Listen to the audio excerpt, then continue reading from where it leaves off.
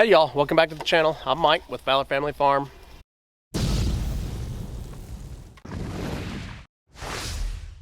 Today's video is going to be about me fixing this fence over here so these two younger livestock guardian dogs stay in the pasture with the goats. They get out every day and they stay out most of the day. I mean, I'll drive through and they'll be in there with them, and then they see us driving up and they'll get out and come and greet us at the house and stuff. But I really want the dogs just to stay with the goats, not to be part of us.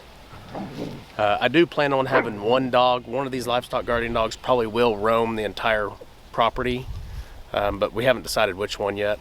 Thought I'd give you guys a quick update. My last video I showed you guys my cabinet build, but I didn't have the countertop one. It's official. We have a real cabinet and countertop system going on in the house now. I still only have one drawer, obviously. You can see that. The dishwasher's in, secure. Garbage disposal's in, sink's in, everything's good. This is that Formica countertop I was talking about in my last video that I just purchased at Lowe's.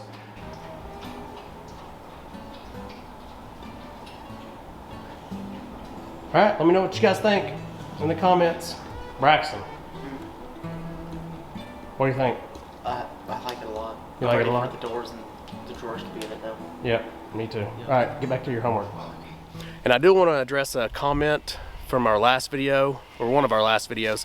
Someone asked if Jenny, right behind us here, ever gets out of this pen and gets to run around. And I'm assuming that they think that this is not a very big area, or that she never gets out or anything like that.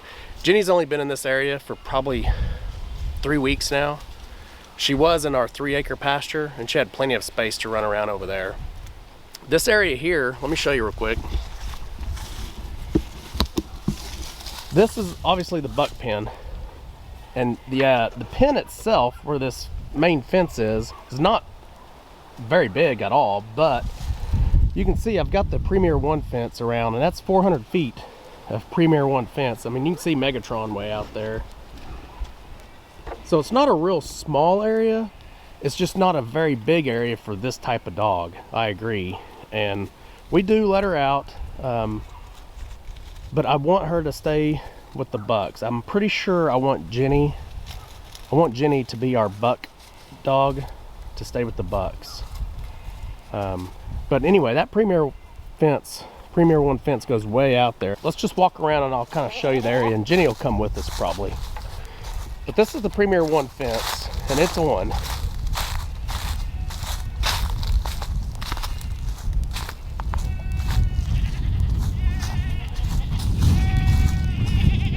And yes, it is very windy out here today, but you can see the Premier 1 fence goes to the front of all the way up to the front of the buck pen and follows along this fence right here.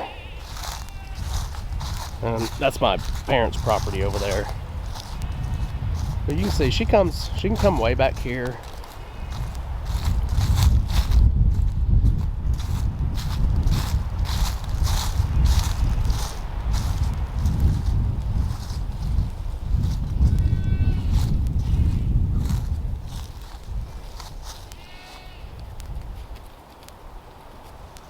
So she's got plenty of room to kind of stretch her legs out right here. But yes, our ultimate goal is to put Jenny, the 2 bucks, and then any of our bucklings that we have each year. When we wean them, they'll come in with the bucks and Jenny, and we plan on putting 4 or 5 acres over here where they can kind of stay and switch them out with the does every once in a while. But that's the goal. Okay, so now we're going to go walk over to the does pasture and fix this fence so these little puppies can stay in the pasture with them. Okay, I'm standing over here in kind of in my mom's front yard, but it's right up against the goat pasture. This is the area that the puppies are getting out at. And I say puppies, they're still puppies for sure. Like Silas is maybe 5 months old, 4 or 5 months old. Elena's maybe, well no, Silas is probably 6 months old. Elena's probably 4 months old. I don't know. I'd have to go back and look now. They're chewing on sticks right now. Okay, so I'm over in this area right now mainly because the wind is 20-mile-an-hour winds right now, sustained, and like 30-mile-an-hour gusts, and it's just going to get worse throughout the day. So I'm behind all these trees where it's blocking a lot of the wind, so you guys can hear me. I do use zip ties to hold up this fence, and I'm using a 2x4 welded wire, just field fence. It was 100 foot, 4 foot tall. 100 foot was $94 at a Tractor Supply. That's what I'm going to string along this barbed wire, and this is where they're getting out. So obviously the goats can't get through that goat fence. That's 4x4 goat fence. They can't get out of that. Neither can the dogs. But that fence goes into the water, the pond. The goats won't walk around it, so I never have an issue with the goats, but the dogs just walk around it, and then they just go right under this barbed wire fence right here. And that's how they get out. You can kind of see their little trail right there. So that's how they're getting out. So I'm going to put it up right here along this one, but mainly this inside perimeter barbed wire fence. I have barbed wire fence going all the way around the dam of this pond. So I'm going to mainly put it there first. They're probably still going to get out, and I'm probably just going to have to keep adjusting this and making it to where they can't escape. But you know, I always say goats, if it doesn't hold water, if a fence doesn't hold water, goats can get out, so can dogs, especially puppies.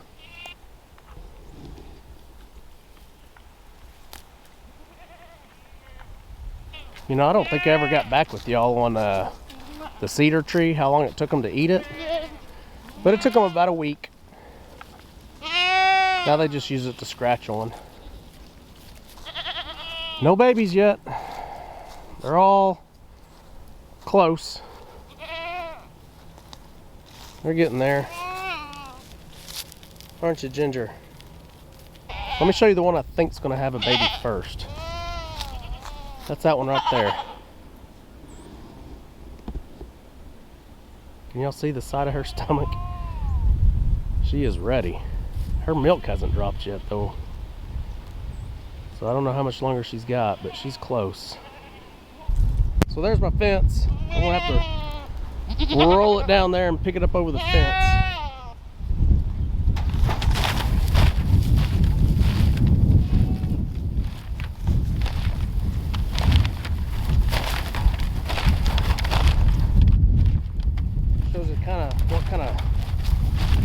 I guess this kind of shows you the terrain we have. It's actually steeper than people think.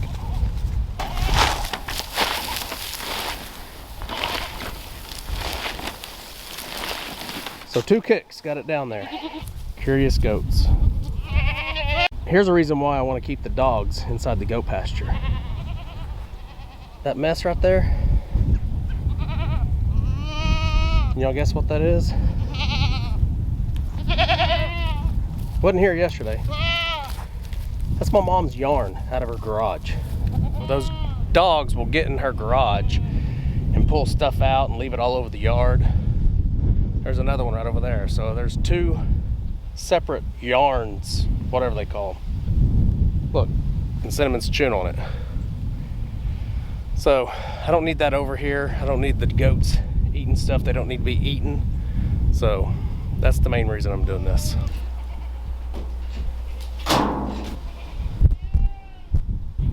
Yeah, that's from you guys. Mainly you, Yelena. So Yelena likes to go up to our porch, grab our boots, and bring them down here too. So we're gonna lose boots before too long. Okay, I got the fence. I got this fence over this fence, so I can put it to this fence. 3 different fences here. So this is, like I said earlier, this is a 2x4 welded wire field fence. It's not cheap. It's 100 foot. It's probably not enough. I'm gonna have to buy another roll, but I think I can get enough done for now to kind of see if it does work a little bit. I'll give you guys a closer look when I get some of it installed. I'll bring you in on it and let you take a close look at it. There's obviously going to be spots where I'm going to have to put something on the ground to keep them from going under this fence, because I still have some, you know, little bitty valleys there where they could probably still get through. So, like I was saying earlier, right there is where the dogs just walk around. They love getting in the water anyway, so it's not a big deal. I'm probably gonna have to put something up under this fence or under this walkway so they don't just crawl under it. But, you know, even over there, it's not too, it's steep, but it's not so steep that they can't get through it and just walk around and up this. So regardless, I'm gonna have to bring that fence all the way around the dam, I think. And then I have a beaver problem over there too, where the beavers are coming up and getting in my pond as well. All right, let's get started.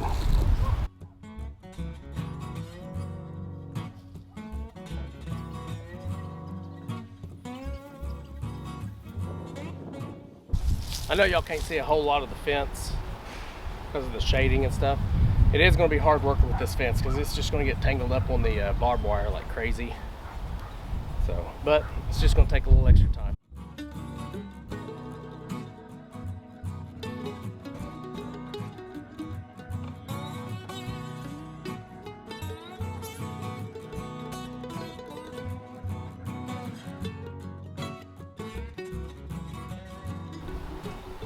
So he's trying to find his place that he gets out.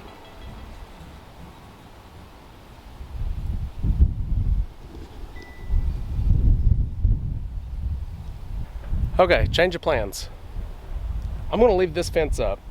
It's not perfect. The ground elevation is so bad that I can't get this fence flush at all. So it's got a lot of humps in it. So what I've decided to do, and this will help with what I'm about to show you down here too, I'm gonna bring some electric fence over here. I'm gonna string up some electric fence along this 3-acre pasture right up against this side of the fence, tie into it, and put electric fence along all this. So as you can see, this is, I put the fence up here. I would have to fence this area here too, because they can just go right under that. And then I want to have to continue to go all the way down here because they can still get under here and just walk across.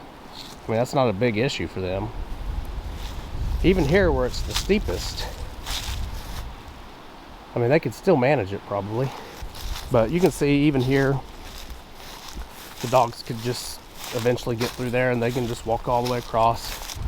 So if we continue down the dam, this is my main concern right here.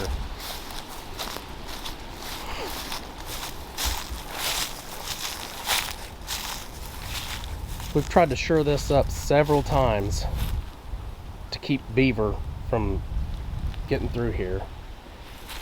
And as you can see, it's not working. They just get right in there. They just keep digging it deeper and deeper. So I think what I want to do is put electric fence here so the beaver hits it as well. And that'll teach him not to come through here anymore either. So this is what I was talking about, how uneven it is. Y'all can see the, hopefully y'all can see the humps come through there. So I will do electric fence. Well, the moral to this video is going to be invest your time wisely. I knew within 5 minutes starting to put that fence up, it wasn't going to work out very well. And I would continue to have to put time into that fence to get it to keep the dogs in. I knew that they would find ways to get under it, through it, around it, something.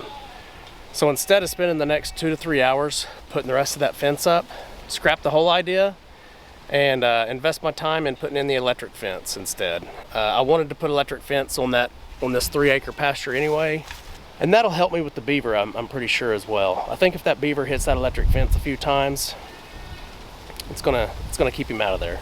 I know this was an oddball video, so hopefully you guys learned something from it. It's most likely going to be how to use your time wisely instead of, you know, putting in all this time and then having to continue to put time in over and over. I do realize that even with an electric fence, you're going to have to put in time, but usually it's just weed eating around it, keeping the brush off of it. And that's not too difficult and that's not too hard. So if you're new to the channel, go down there and hit that subscribe button for us. Remember to hit the like button and leave us a comment. Let us know how we're doing. We appreciate you guys watching. We'll see you on the next video. Remember, do the good.